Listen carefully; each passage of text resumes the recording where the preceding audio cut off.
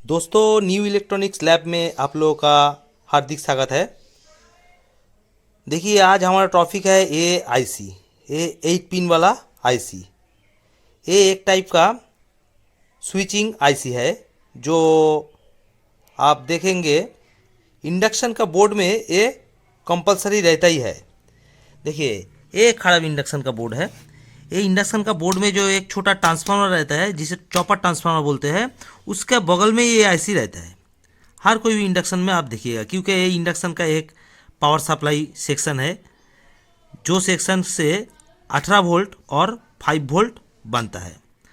तो ये आईसी यहाँ पे रहता है। तो आज हम लोग इसी आईसी के बारे में ही जानकारी प्राप्त करेंगे और बहुत सारा एसएमपीएस में भी आप इस आईसी को देख पाएंगे। ये आईसी खराब होने से एसएमपीएस काम करना बंद कर देता है। चलिए जान लेते हैं इसका पिन डिटेल्स के बारे में, और इसका जो डायग्राम है वो भी मैं आपके साथ शेयर करूंगा। आईसी भी आप इसे कह सकते हैं, मॉसफेट भी इसे कह सकते हैं।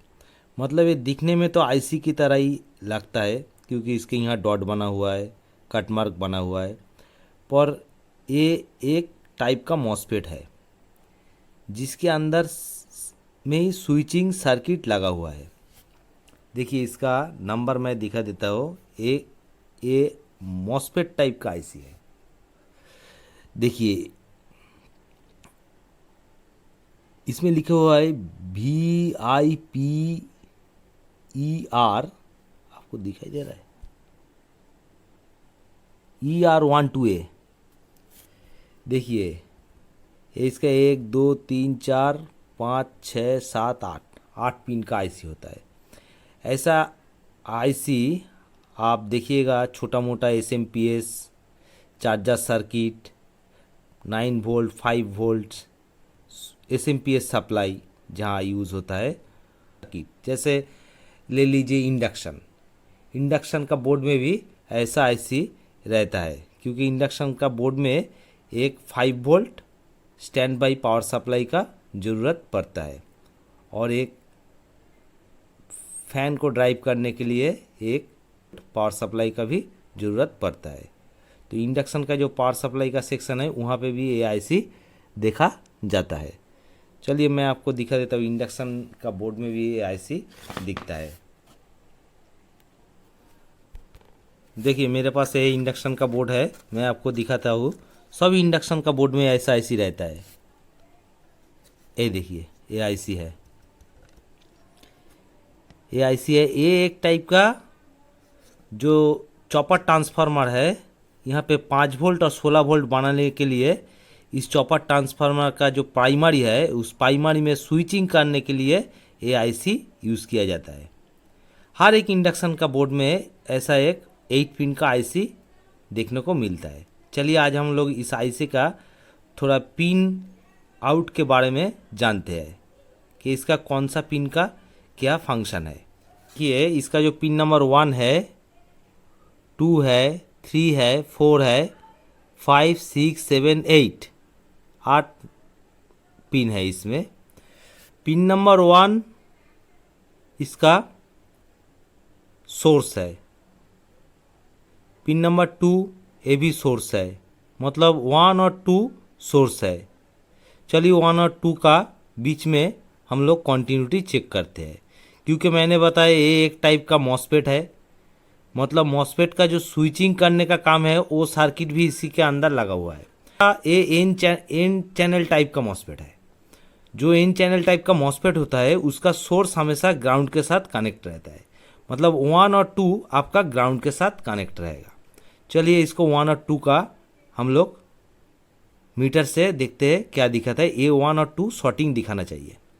चलिए 1 और 2 को टेस्ट करते हैं। थर्मोकोल का पीस ले लिया है। इसके अंदर आईसी को कट मार्क को ठीक लेफ्ट साइड रख के मैं इसके अंदर बैठा देता हूँ, ताकि मेरा आईसी ना हिले। तो पिन नंबर 1 और 2 को देखना है।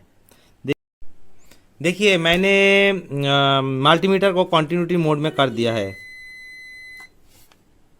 अभी हम लोग को पिन नंबर 1 और 2 को मल्टीमीटर से टेस्ट करना है। वो पिन नंबर 1 और 2 अगर सोर्स हुआ तो उसमें शॉर्टिंग दिखाना चाहिए, क्योंकि पिन नंबर 1 और 2 सेम पिन है। चलिए देखिए मेरा मल्टीमीटर कंटिन्यूटी मोड में है, बीप साउंड मिल रहा है।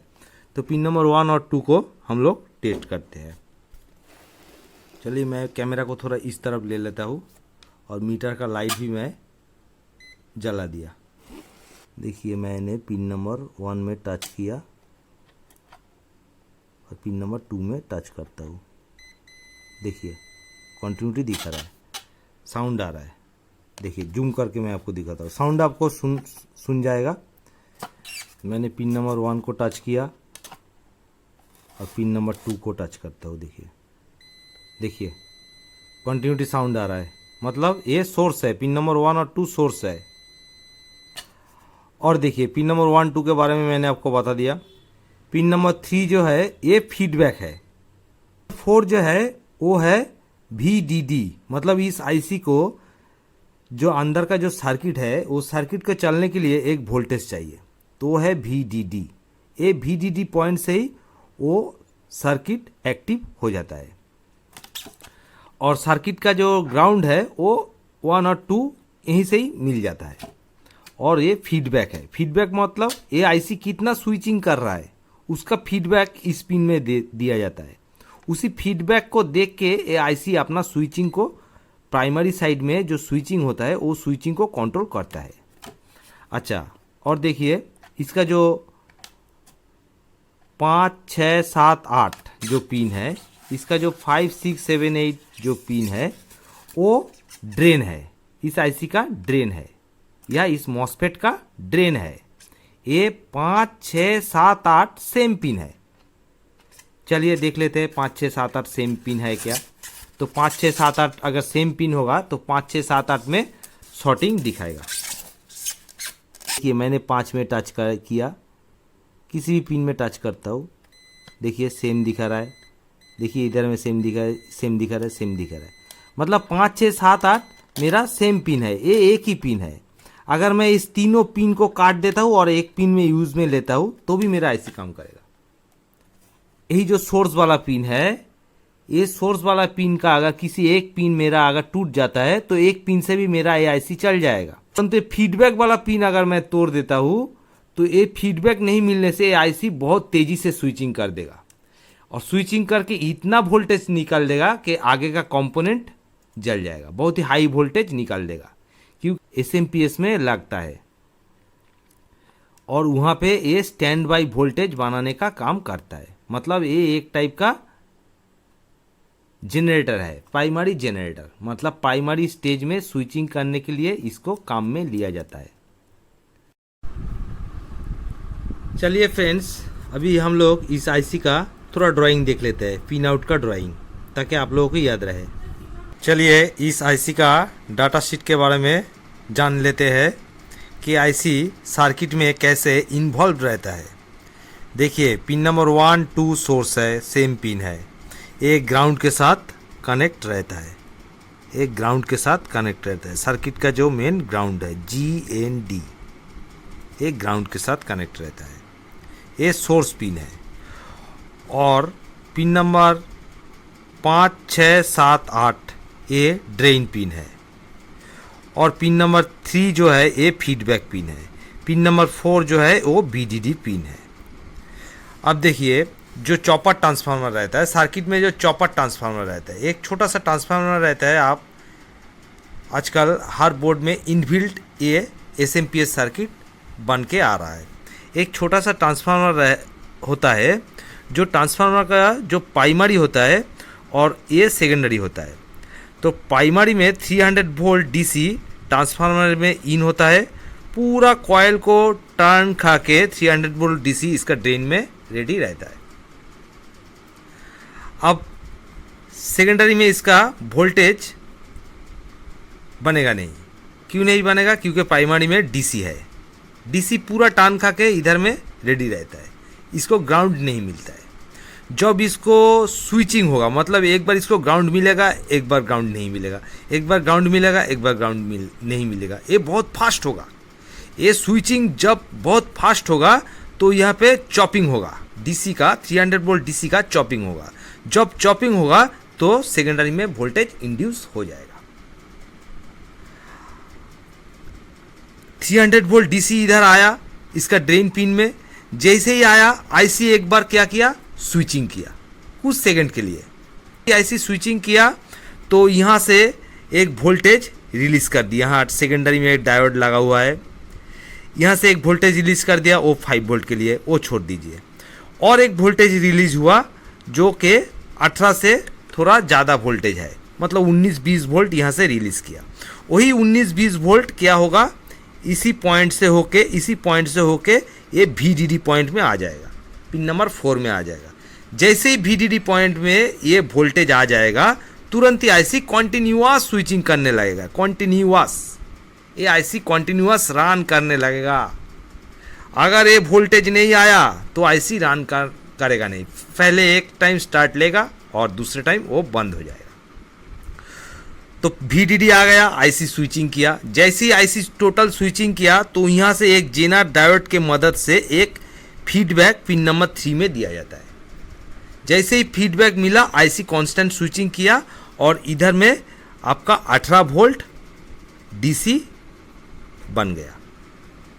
मतलब जितना वोल्ट आपको इधर चाहिए वो वोल्ट बनना चालू हो जाएगा। ठीक है फ्रेंड्स, और इधर में स्विचिंग हो रहा है, मतलब चॉपिंग हो रहा है।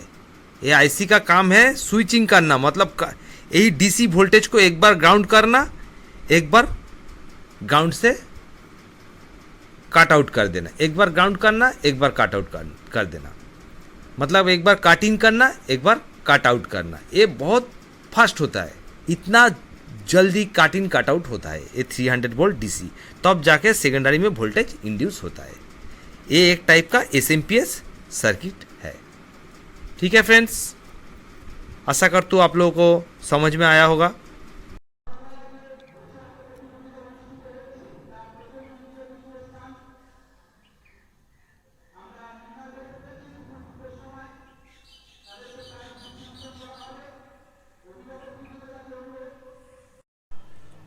ओके फ्रेंड्स, मेरा वीडियो अगर आपको अच्छा लगे तो मेरे वीडियो को लाइक कीजिए, शेयर कीजिए और मेरे चैनल को सब्सक्राइब कीजिए, ताकि जब भी मैं कोई नया वीडियो डालूँ उसका नोटिफिकेशन आपको सबसे पहले मिल जाए।